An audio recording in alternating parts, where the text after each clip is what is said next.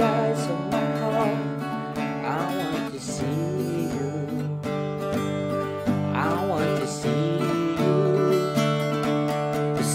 you high and lifted up, shining in the light of your glory. Pour out your power and love as we sing, holy, holy, holy. Open the eyes of my heart, Lord. Open the eyes of my heart. I want to see you. Open the eyes of my heart, Lord. Open the eyes of my heart. I want to see you. I want to see you. To see you high and lifted up, shining in the light of your glory. Pour out your power and love. Holy, holy, holy. Holy, holy, holy. Holy, holy, holy. Holy, holy, holy. I want to see you. Holy, holy, holy. Holy, holy, holy. Holy, holy, holy. I want to see you. Holy, holy, holy. Holy, holy, holy. Holy, holy, holy. I want to see you high and lifted up, shining in the light of your glory. Pour out your power and love as we sing, holy, holy, holy. High and lifted up, shining in the light of your glory. Pour out your power and love as we sing, holy, holy, holy. Holy, holy, holy.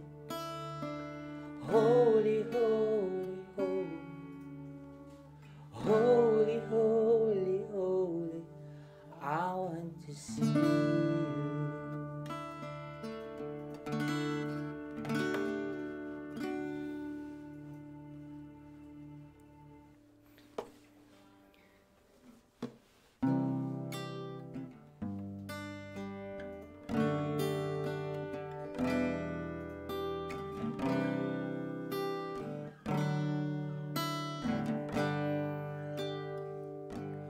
Bless the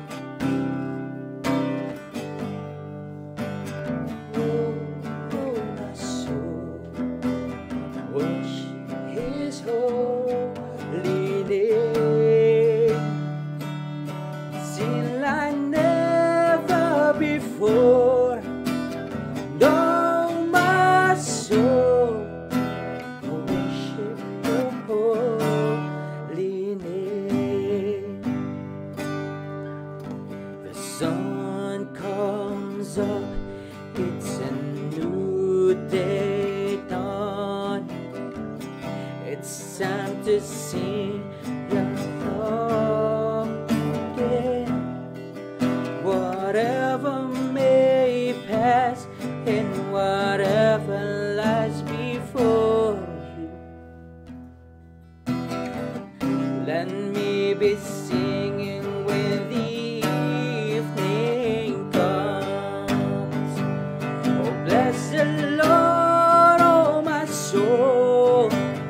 No, my soul, worship His holy name.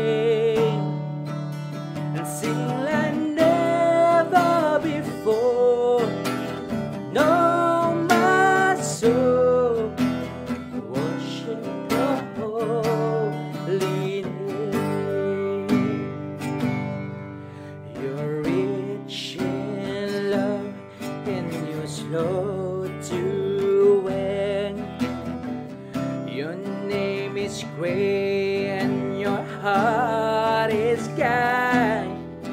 For all your goodness, I will keep on singing. 10,000 reasons for my heart to find. Blessed Lord, oh my soul, oh my soul, worship His holy name and sing like never before. And oh my soul, I worship Your holy name. And on that day when my strength is failing, the end draws near to my heart's come. Still my soul sing Your praise unending. 1,000 reasons and forevermore, forevermore. Blessed Lord, oh my soul, oh my soul, worship His holy name and sing like never before. And oh my soul, oh worship His holy name. Blessed Lord, oh my soul, oh my soul, worship His holy name and sing like never before. And oh my soul, I worship Your holy name. I worship Your holy name. I worship Your holy name. Patuloy po tayo mag-awitan.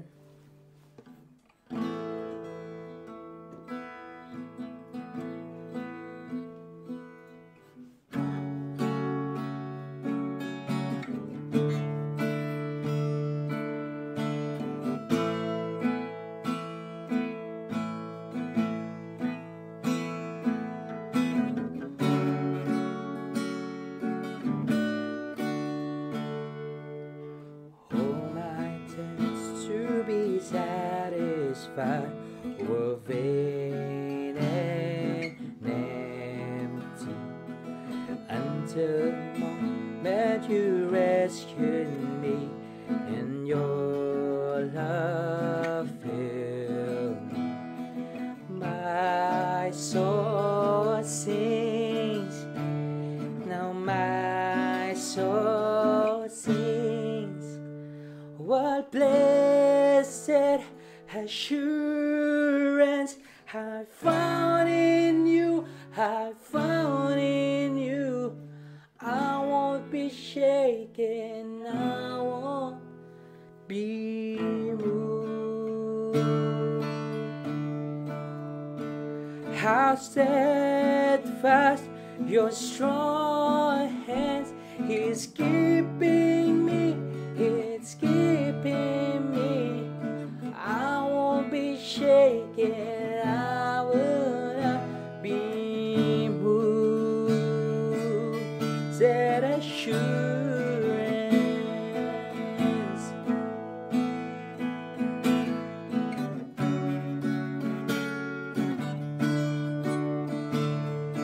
No other love that I ever known compares to You, God. No other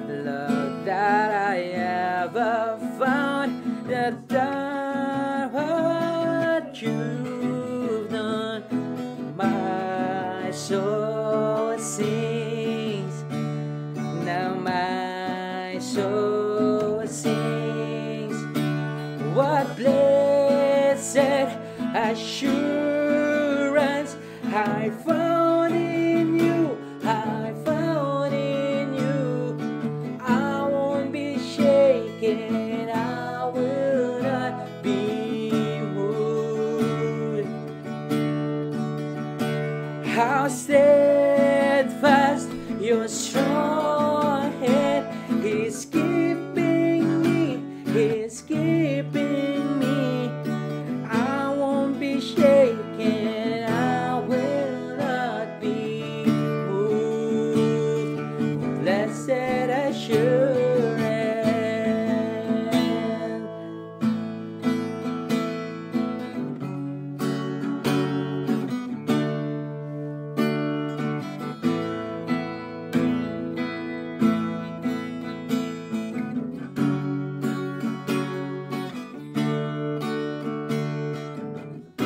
Ever my anchor, ever my strength, ever my portion, all I need, ever my healing, ever my hope, ever the truth that leads me home, that leads me home. What blessed assurance I found in you, I found in you. I won't be shaken, I will not be moved. How steadfast your strong hand is keeping me, it's keeping me. I won't be shaken, I will not be moved. What blessed assurance I found in you, I found in you. I won't be shaken, I will not be moved. How steadfast your strong hand is keeping me, it's keeping me. I won't be shaken, I will not be moved. Blessed assurance. Oh,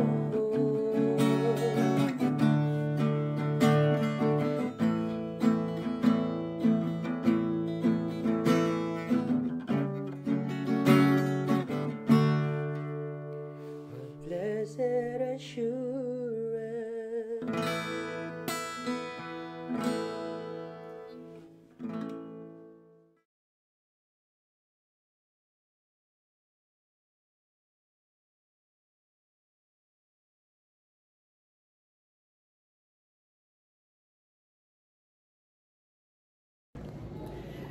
Magandang umaga BCFC at sa lahat ng nakakapanood nitong ating video sa YouTube para sa ating Sunday worship ngayong linggo. Maya-maya na lamang po ay ang buong mundo ay sasalubong na naman sa bagong taon, ang taong 2024. Aking panalangin sa pagtatapos ng ating tema na Loving Others ay sana ito'y maging daan din para magkaroon tayo ng mas maayos na perspective o na outlook para sa pagsalubong ng bagong taon at kung paano tayo makakapag may condition natin mga sarili para maging mas tapat sa susunod na taon sa Panginoon, mas maging mapagmahal at mas maging masunurin sa kanyang mga kautusan. Na itong taon ng 2023, napakaraming pangyayari na malinaw na lumalabag talaga sa kautusan ng Diyos na magmahal ng kapwa And kahit sa atin individually, ang dami din natin nagawang mga bagay na alam natin it goes against loving others. I can speak for myself na ang dami kong nagawa o hindi nagawa na talagang hindi siya tugma sa loving others sa taong ito. Napaka-humbling na kapag I am ashamed, but still it's humbling how God forgives and patuloy siyang nagbibigay ng grasya, and at the same time patuloy din siyang nag-i-encourage sa ating lahat na lumago pa, na patuloy pa rin kumilos ayon sa kanyang kalooban, patuloy pa rin mamuhay ayon sa kanyang kalooban, kasama na dito yung pagmamahal. At tunay nga po na ang Biblia mismo, it encourages us to grow in love. Gaya ng aking title sa mensahe ito, sa umaga ito, to love abundantly and appropriately. Babasahin ko po para sa inyo ang ating pagbabasehan na salita ng Diyos sa umaga ito. Ito po ay matatagpuan sa Philippians chapter 1 verses 9 to 11. At ang sumulat po nito ay si Apostol Pablo.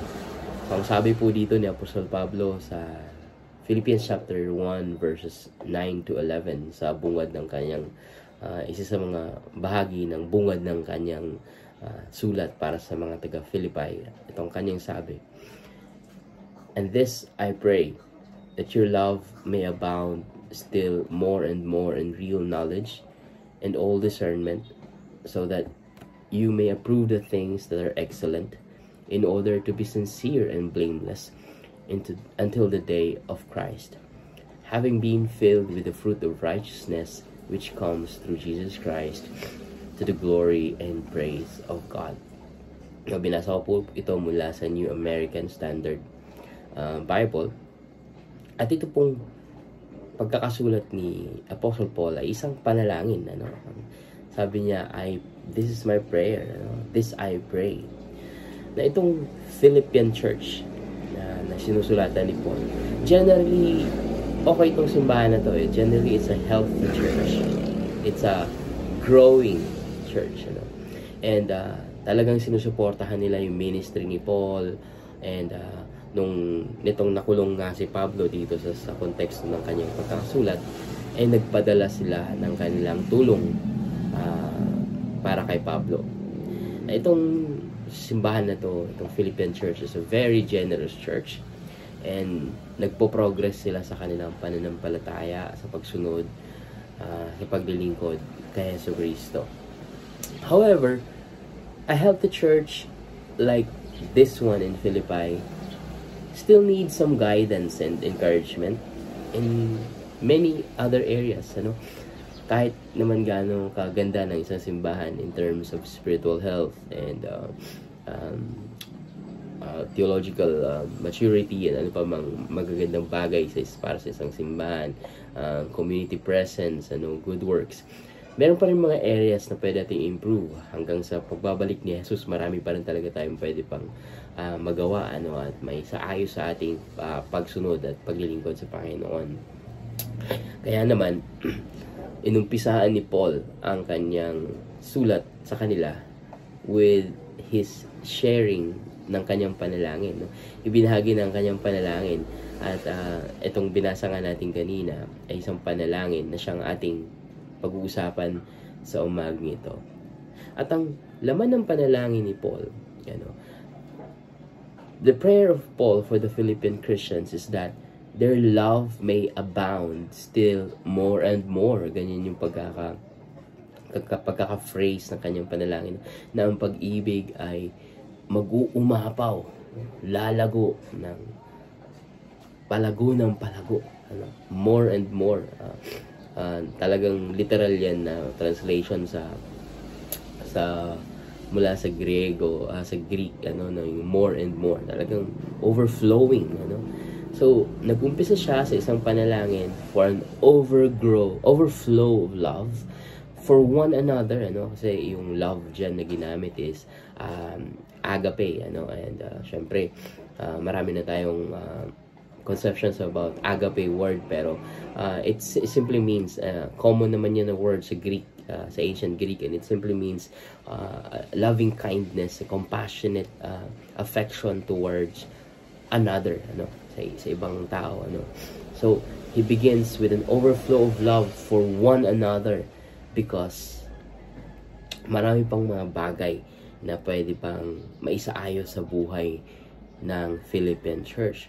So kaya nararapat lang na mag-uumpisa siya tungkol sa pag-ibig, dahil ang pag-ibig, love, touches all other issues that Paul will talk about for the rest of his letter. No? Pag binasa natin yung buong Philippian letter, 4 chapters lang yan, pero Paul will address a lot of items dito sa kanyang sulat. Kahit somehow healthy naman itong simbahan na to, he will talk about humility, he will talk about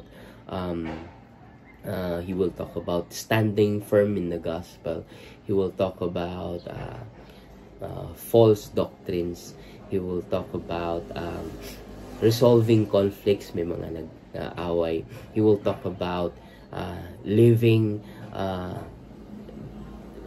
the heavenly citizenship na meron tayo. He will talk about working out your salvation, ano, and he will talk about generosity. So napakaraming itatakal ni Paul na mga bagay na mahalaga para sa Philippine Church. And so he started with a prayer for an overflow of love. Because love touches all other things. No, sabi nga ni Paul din sa ibang mga bahagi, love sums up the law. Na yung pag-ibig ang siyang ang pinakasentro na lahat ng kautusan ng Diyos. Naniniwala ako, mga kapatid, na lahat tayo bilang mga Kristiyano, sana ganito din ang ating panalangin. Mahalaga na ganito rin ang ating panalangin para sa ating mga sarili. That we will desire that our love should overflow more and more, lalago, mag-uumapaw para sa ibang tao. Ang tanong, anong klaseng pag-apaw ba ito? What kind of overflow must our love be for one another? Or what kind of overflow must our love for one another have? Anong quality ng pag-ibig na to? Anong magiging proseso niya sa kanyang paglago, anong kanyang mga kailangan na kasama, ano, syempre, dahil hindi naman pwedeng ang pag-ibig natin ay walang gabay, na ang pag-ibig natin ay walang discernment, ano. So ayon sa binasa natin kayo sa panalangin ni Paul, sabi niya, and this I pray, that your love may abound still more and more, yung abundantly. Sa papanong paraan, sabi ni Paul, in real knowledge and all discernment, so that you may approve the things that are excellent. Verses 9 to 10, sabi nasa natin kanina, no? So merong panalangin si Paul na mapuno daw ng knowledge and discernment ang pag-ibig, para magkaroon nito ng kakayanan na mamili sa kung anong tama, kung anong maganda, kung anong nararapat, the things that are excellent, sabi niya. So an overflow of love it must be accompanied by knowledge of God and moral discernment, na kung anong tama at anong mali. Ang panalangin ni Apostol Pablo para sa mga Philippians is that yung overflow ng love nila ay may kasamang karunungan na nagmumula sa Diyos o patungkol sa Diyos, kung sino siya, ano yung kanyang kalooban, and magkakaroon ng moral discernment, na nakakapag-desisyon ka ng tama kung anong mali, kung anong nararapat, at magawa mo ito, ano. It should be a love that grows according to the knowledge of God. Yung karakter ng Diyos, compassionate, just, truthful, abounding in faithfulness, ano, and yung mga katuruan niya para sa atin mula sa kanyang salita. That this is the knowledge na ipinapahayag din ni Jesus, ano. Sabi nga niya minsan ni Jesus minsan sa ibang mga nakapaligid sa kanya nung siya nagtuturo pa dito sa lupa, sabi niya, the people honor God with their lips, but malayo ang kanilang knowledge sa Diyos, and teaching, sabi na, ang tinuturo nila ay parang katuruan ng Diyos, mga tradisyon lang naman ng mga tao. And so this is not the kind of love that the Bible wants us to have. The Bible wants us to have that kind of love na naka-align sa karakter at sa katuruan ng Diyos, napapaloob sa kalooban ng Panginoon na siyang maggagabay sa ating pag-unawa kung anong tama at kung anong mali. Kaya nga, so, kung natatandaan niyo po yung preaching ni Pastor Pong last time, 2 Sundays ago, sa Romans, and kasama sa bahagi ng passage na is yung sinasabi doon, love abhors evil. Merong pagdidiscriminate ang pag-ibig, hindi sa tao, may pagdidiscriminate sa tama at kung anong mali. May paghihiwalay sa nararapat at hindi nararapat. Biblical love, for others, para sa ibang tao, itong agape na ito, ang pagmamahal na isinusulong ng Biblia para sa kapwa natin ay hindi subjective. Hindi siya subjective, meaning hindi siya pwedeng kung ano lang ang base sa nararamdaman ko ngayon, kung ano lang base sa sinasabi ng ibang tao, base lang sa sinasabi ng mundo, base sa trend, dahil 2023 na, o magto-2024 na magpapalit tayo ng standards ng pag-ibig, kung anong hindi dapat noon, pwede na ngayon. Hindi naman pwedeng ganun because it is based on God. Love for others is based on the truest form of goodness, which is from God. Yung totoong kabutihan na nanggagaling sa Diyos. Kasi ang pagmamahal ay para sa kabutihan ng kapwa. Ngayon, sino ba ang mas nakakaalam ng kung ano mas ikakabuti ng kapwa? Ang Diyos. Kaya, ang ating pakikinggan, ang ating standard sa pagmamahal, the true knowledge and moral discernment must be based on God.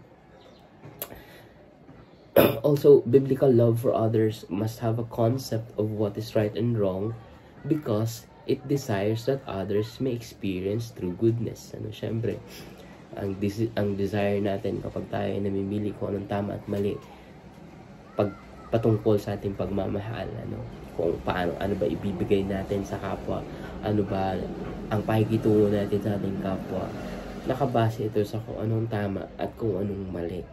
We can't say na kaya ako siya sinakta ng ganyan dahil mahal ko siya, na tapos hindi naman nakabuti sa kanya. That's not love, di ba? In the first place, kaya naman naging broken ang mundo. The world became so broken. Why? Because of all the evil, all the wrongs, lahat ng mali na nagawa ng mga tao. At kaya rin naman ang Diyos ay nag-uutos para sa atin na umibig ng kapwa, ay para salungatin, kalabanin ang kasamaan na nangyayari sa mundo. So love must fight for what is right because it leads to good things. Ang pag-ibig ay dapat ipinaglalaban kung anong tama, dahil ang tama ang magdadala sa totoong mga mabubuting bagay para sa ating kapwa. Kung ang pag-ibig natin ay magpapabaya lamang sa mga mali, sa mga kamalian, o mismong gumagawa pa ng kamalian, anong ini-expect nating kabutihan na mangyayari sa ating kapwa o sa ating mundo kung ang pag-ibig ay bingi, kung ang pag-ibig ay bulag sa mga pagkakamali ng ating sarili, ng ating kapwa, at ng mga nangyayari sa mundo. Love must be against the wrong things that make this world miserable, like hatred, like injustice, like abuse, sexual immorality, and many other things na nagpapalala ng kondisyon ng tao, ng kasalanan ng tao, ng moralidad ng tao, ng kalagayan ng tao at ng mga relationship sa mundo. Ibig sabihin nito mga kapatid, ang ibig sabihin nito in our practical lives, that our love for one another, yung pagmamahal ko sa mga kapwa ko, tayo bilang sa simbahan, yung pagmamahalan natin sa bawat isa, it can be expressed, by encouraging our brothers and sisters to live a godly life. Kasama na ating pagmamahal sa ating kapatid ay yung iniengganyo natin sila, tinutulungan natin silang maunawaan pa kung ano ibig sabihin ng buhay Kristiyano. Hindi naman sa mangingialam ka o magiging controlling ka or magiging manipulative ka. That's not love as well. Pero yung magiging example ka or magiging constant reminder ka, magiging gentle guide ka para sa kanila, magiging patient teacher ka para sa ating mga kapatid na kung anong tama at anong mali base sa Diyos, ayon sa Diyos, patungkol sa pamumuhay bilang isang Kristiyano. Sa ibang mga pagkakataon din, many times, especially para sa mga leaders, kahit hindi siguro leaders, kung ate o kuya, or if you are a concerned brother and sister, love can be expressed in a rebuke or confrontation. Ang pagmamahal ay minsan na ipapahayag sa pamamagitan ng pagpapaalala, pagkukumpronta, pagsasabi ng pagkakamali ng ating kapatid. Of course, done in private. Hindi naman necessarily pamamahiya. Of course, according sa Bible, like kailangan mayroong may privacy muna, it's between you and your brother or your sister first, and then go find another brother na makakatulong sa inyo. May proper way naman to do that, but the point is, ang pagmamahal natin sa kapwa na mag-abound more and more, na sinasabi ni Apostle Paul, is something that can be tough. Meaning, pwedeng maging uncomfortable dahil kailangan yung mang-confront kapag sumusobra na, or mag-rebuke kapag outright talagang ang pagkakamali ng ating kapatid, or gentle reminder kapag napapansin natin, uy, medyo lumilihis, or kapag pinanghinaan ng ating kapatid, it could be a wonderful encouragement sa kanyang spiritual growth. It could be an encouragement pagdating sa mga taong nahihirapan din magdesisyon kung anong tama sa buhay. So those are uncomfortable things, but bahagi yun ng ating pag-ibig sa kapwa, na kung i-apply naman natin sa ating mga sarili, ibig sabihin nito, kung tayo naman ang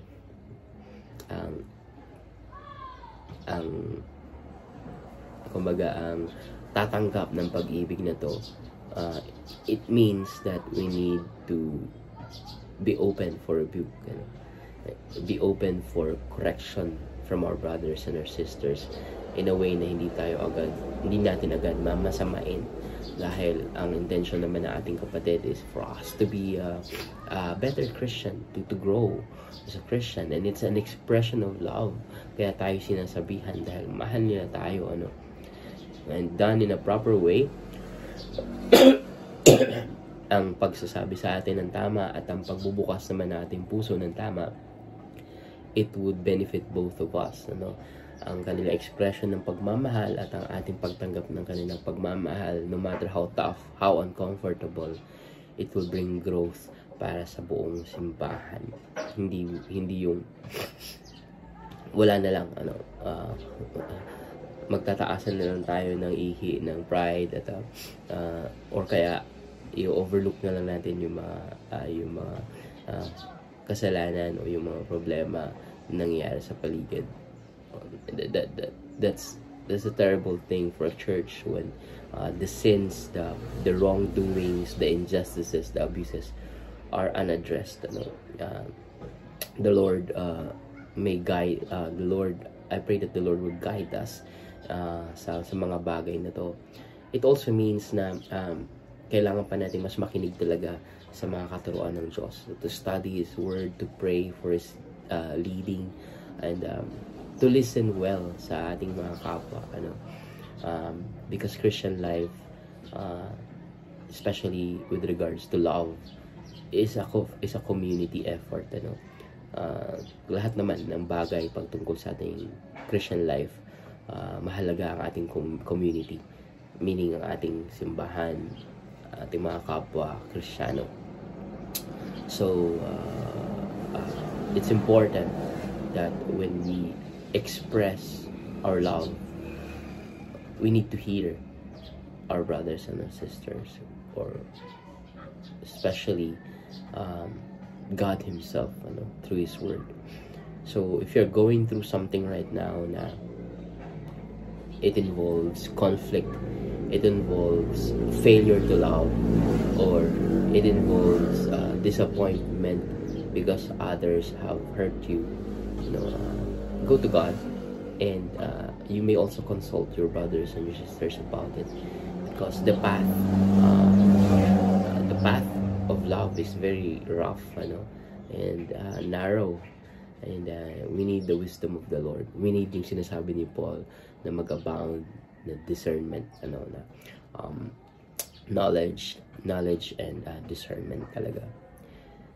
Pangalawa na nakikita ko rito na ang love na sinasabi ni Paul, it's an overflow of love that pleases the Lord, especially in His coming. Yung pagmamahal natin na mag-uumapaw, na siyang magiging kaaya-aya sa Panginoon sa kanyang pagdating. Sa kanyang pagdating, binanggit ni Paul, in the day of Christ. Nakakamangha itong sinabi ni Paul na yung pag-ibig natin sa ngayon ay may kinalaman sa kung anong ating katayuan sa pagdating ni Kristo. Na malinaw naman dyan na pwede siyang misinterpret na parang gagawin ko yung pagmamahal ngayon para maging ibigin ako ni Jesus. No, it doesn't work like that. It only means na yung end goal natin sa dulo ng panahon is yung that kind of love that pleases God. Meaning na yun yung goal natin sa dulo. God is encouraging us to love right now because that is the end goal. Yan yung dulo. Yan yung papupuntahan natin.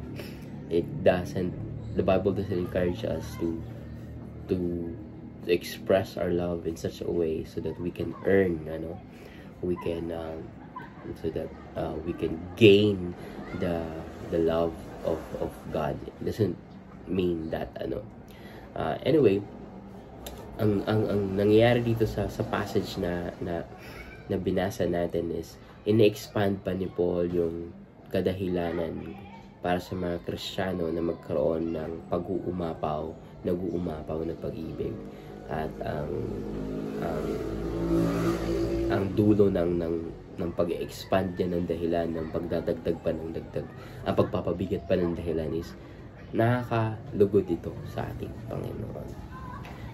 Kaya sabi, pag na-approve na yung things that are excellent because of the knowledge and discernment, then magiging sincere and blameless ka until the day of Christ. And then you will, because you're filled with the righteousness, fruit of righteousness, and then to the glory and praise of God. Yung pagmamahal natin sa buhay na to, sa mga araw na ito, ang goal is mag-umapaw siya na mag-umapaw hanggang sa paglago, hanggang sa pagtanda natin, na mamatay man tayo, pagharap natin sa Panginoon o yung pagdadating ng Panginoon Jesus sa dulo ng panahon ay nandun tayo sa harap niya and He will look at us. We will be in His presence. He will be glorified. He will be pleased because we have loved the way we love, according to God's character, according to God's will. Ibig sabihin ng mga kapatid, hindi lang siya magbe-benefit sa ating kapwa ngayon. It will also be a worship to God. Hindi lang din ngayon, din maging sa pagbabalik ni Jesus. Sabi ni Paul, so that you may approve the things that are excellent in order to be sincere and blameless until the day of Christ. Meaning magiging matuwid ka and pure ka sa harap ng Diyos. Banal ka sa harap ng Diyos. Sa harap ni Kristo sa pagbabalik niya. Madalas naisip ng mga religious people when it comes to talking about holy, pagiging banal, and other practices na personal piety, na maging clean ka clean from the dangers and the dirt of this world, but it's actually pagiging sincere and blameless na sinasabi dyan, pure and blameless na sinasabi dyan, it's actually being dirty. What I mean is that mag-effort ka in terms of hindi lang sa pangsariling piety or yung mga yung marubdob lang na pag-aaral ng salita o pananalangin, yung atin lang, kundi magiging dirty ka in terms of, what I mean by being dirty, meaning talagang mag-effort ka, kikilos ka sa pag-abot, sa pagmamahal, sa paglilingkod, that's the path towards purity and blamelessness na sinasabi ni Paul. To have an overflowing love that is guided by God's character and will is the way of righteousness. I want to say, we always say na, Lord, turuan mo ako mas maging na lumakad sa katarungan, sa katuwiran, and Paul's prayer is teaching us na yung daan sa katuwiran, ang daan sa righteousness of God is a path of love, is full of loving. The path of righteousness is a path of love.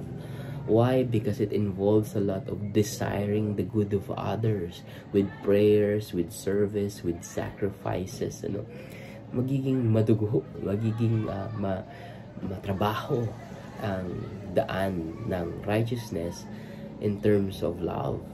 Kasi talagang makikipag kapwa ka literally, magiging full of effort, I can't love without effort. You can't love without giving yourself. You can't love without sacrificing. You can't love without having to take away something from yourself. And sabi ni Paul, pagdating ni Jesus in the day of Christ, this is what will matter. Ito yung magmamatter sa harap ng pagbabalik, sa harap ni Jesus sa kanyang pagbabalik. Not how much theology you know, not how much how large your network of Christian friends is, not how good the church that you belong to is, not how good the Christian people you are with, not how many ministries you have been involved in.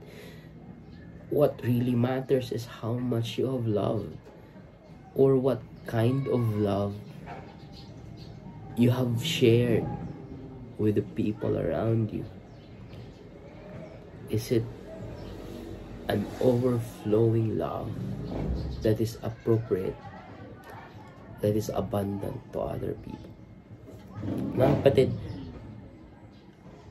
ang dulo ng lahat ng ating Christian life is this picture sa panalangin ni Paul, na nakaharap ka sa Panginoon, sincere, blameless, dahil umibig ka sa kapwa mo,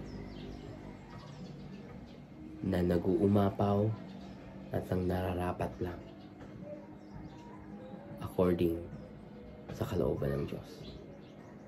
And sabi pa niya, sa pagtayo mo doon, puno ka ng bunga ng katarungan o ng katuwiran, which comes from Jesus Christ. And then we are giving glory and praise to God na mayroong pagsamba at pagduwalhati sa Diyos habang naroon tayo sa pagdating ni Jesus. Dahil sa pag-ibig. It's because of love. Para tayong mga sundalo na naglingkod sa bansa habang nilalagay ang ating mga sarili sa mga putting ourselves at risk, putting ourselves in danger in serving the country, and pagkatapos ng lahat ng yon, ng inyong paglilingkod, ng ating paglilingkod, ay haharap tayo sa presidente, bibigyan tayo ng award, and kakamayan tayo ng presidente. That's that kind of scene, that kind of picture sa dulo sa pagdating ni Jesus. Ang kaibahan lamang is that this is more glorious. It's going to be in the presence of God, in the presence of Jesus, in the presence of all the Christians from all throughout history, and it will be for eternity. Ang relevance nitong reward na ito. Pangalawang difference is that kung sa mga sundalo, armas ang nagsusustain sa kanila, and yung sarili nila mga skills, and what happens sa pag naubos ng lahat ng yun. The difference is that dito sa ating pagmamahal, sa pakikibaka gamit ang ating pag-ibig, merong grasya ng Diyos that sustains us and empowers us. That's why sa pagharap natin sa Panginoon, ang sabi ni Paul, we are filled with the fruit of righteousness which comes through Jesus Christ. Nanggagaling din sa Panginoon. At bago pa siya mag-umpisa ng itong panalangin ito, sinabi niya rin dun sa verse sa mga naunang verses dito sa chapter 1, that He who began a good work in you will carry it into completion until the day of Jesus, until the day of Christ, So ang Diyos din mismo magagabay sa atin sa paglago at magsusupply ng ating pangangailangan, especially tungkol sa pag-ibig natin. So I think dapat lang na ang ating pag-ibig, ang pagmamahal ay puno rin dapat ng panalangin, ang paghingi din ng paggabay at pagpapalakas ng Panginoon sa atin, dahil siya naman talaga ang magiging sandalan natin sa lakad na ito, sa pakikibakan na ito, sa paglilingkod natin sa Kanya gamit ang ating pag-ibig. Kapatid, ang overall point nito is that we must desire that our love for one another will grow more and more, that will be abundant, that will be also appropriate sa kalooban ng Diyos. Hindi pwedeng same lang tayo throughout the years pagdating sa pag-ibig, at nakakalungkot din naman kung pagdating dito sa area na to, immature pa rin tayo throughout the years. I'm not saying na perfect dapat sa pagmamahal, but I'm saying is that ito dapat ang pinaglalaan natin ng panahon bilang mga Kristiyano. First and foremost, sabi nga sa 1 Corinthians 13, this kahit na ang dami mong ginagawa sa simbahan, Ang dami mong nagagawang mga gifts, ano? Ang dami mong nagagawa para sa Panginoon. If you don't have love, ano? Sabi ni Paul. So, napakahalaga ng pag-ibig, mga kapatid. And we should desire that as Christians, dito tayo mas nag-i-invest. Ang pag-ibig sa kapwa. Ang pag-ibig first sa ating mga kapatiran, of course, and then sa ibang mga hindi pa nakilala sa Panginoon. It is the highest measure of Christian's maturity. Yung sukatan ng paglago ng isang Kristiyano, yung quality ng kanyang pag-iibig. Mag-iwan ako ng ilang mga tanungan dito, mga kapatid. When it comes to loving others, what are your biggest disappointments this year? Pagdating sa pagmamahal sa kapwa, sa iyong mga kapatid, ano yung mga biggest disappointments ninyo na hindi nyo nagawa or malamang nagawa ninyo na hindi pa tungkol sa pagmamahal? Sa tingin nyo, saan kayo mas nag-fail pagdating sa pagmamahal? Where do you think you failed to love more this year?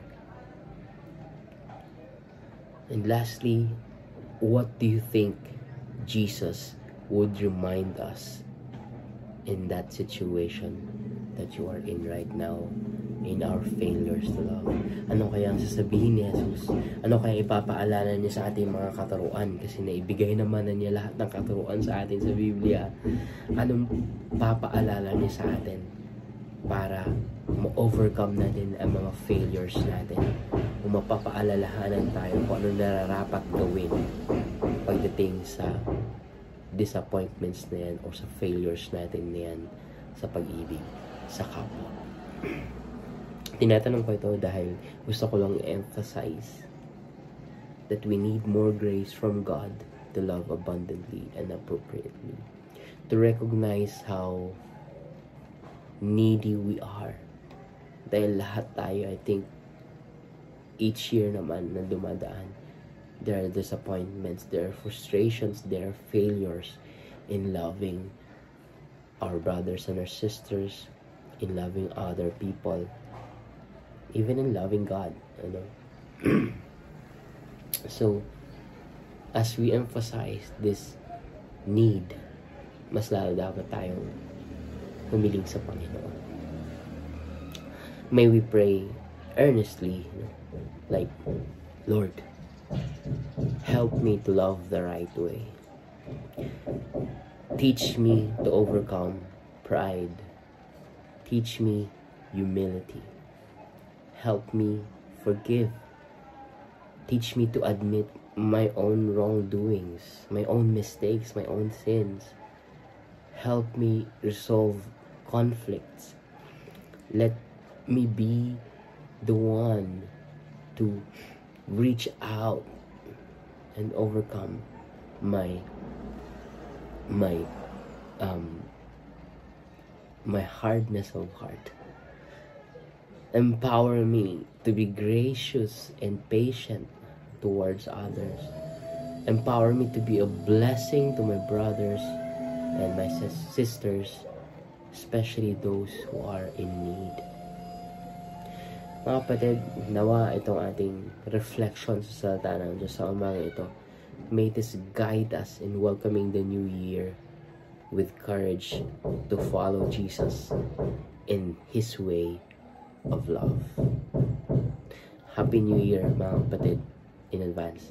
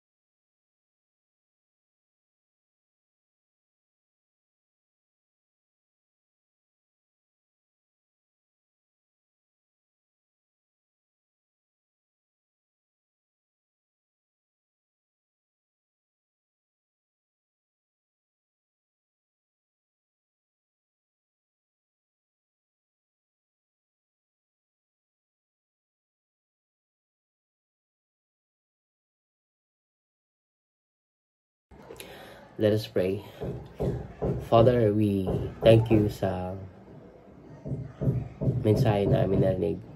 Salamat po for continuously reminding us yung kahalagahan ng pag-iibigan. Alam po namin, Panginoon, na napakabigat nitong tungkulin na ito. Napakabigat nitong gawain ng pag-ibig, O Diyos. And kung titignan pa namin ang ehemplo, ito'y ipinakita niyo sa amin sa pamagitan ng pag-alay ng iyong anak na si Jesus. Ang pagtuturo sa amin ni Jesus ay ang pagsisakripisyo mismo ng kanyang buhay, alang-alang sa pag-ibig sa amin. Kaya napakalaking gawain ito, Diyos, at napaka-imposible para sa aming mga makasalanan. Ba't kami nagtitiwala at umaasa na bilang mga anak ninyo na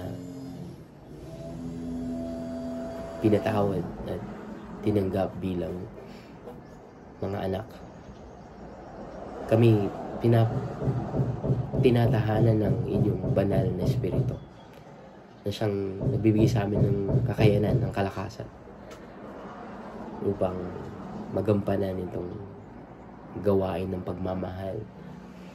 Kaya nyo nga po iniutos sa amin ito dahil ibinibigay nyo rin sa amin ang kakayanan, ang grasya na magawa ito. Tulungan nyo po kami na maging prioridad namin ito sa aming buhay. Tulungan nyo po kami na maging tangitain namin ito sa mga susunod pang mga linggo, buwan, taon. Maging layunin namin ng paglago sa bahagi na ito na aming buhay. O Diyos, Panginoon, ang hiling po namin na ang puso ni Jesus, ang puso namin, aming kagaya din ng puso ni Jesus. Salamat o Diyos sa nagdaang taon. Salamat sa napakaraming biyaya. Salamat sa napakaraming tinuro niyo sa amin.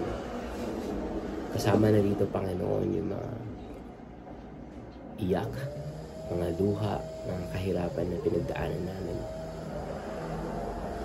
Pinagpapasalamat po namin ang lahat-lahat dahil alam namin, O Diyos, na kayo ang kumikilos para sa aming kabutihan. Kaya ano man ang mga nangyari, kami po ay taos-puso nagpapasalamat. At kami rin po ay umaasa na ang parating na taon, sa darating na taon, na bagong taon, O Diyos, ay kayo rin po patuloy ang aming tagapagbigay ng kalakasan, tagapagbigay ng kagalakan, ng pag-asa sa aming lahat. O Diyos, pagpalain niyo po kami lahat na iyong presensya at na iyong provisyon, pangunguna sa lahat ng aming desisyon at pagpuno ng aming mga kakulangan, pagpapalakas sa aming mga kahinaan at pagliliwanag sa aming mga kadiliman. Panginoon, kayo po nawa ang mapapurihan sa lahat ng aming gagawin, sa lahat ng aming paplanuhin, at nawa lumago nga kami, Panginoon. Mag-umapaw nga po nawa ang aming pag-ibig sa inyo, sa aming kapwa, bilang mga anak ninyo, Diyos. Nawa maging testigo kami na ang Diyos na si Jesus ay naghahari sa pamamagitan ng pag-ibig na aming inaalay sa lahat. O Diyos,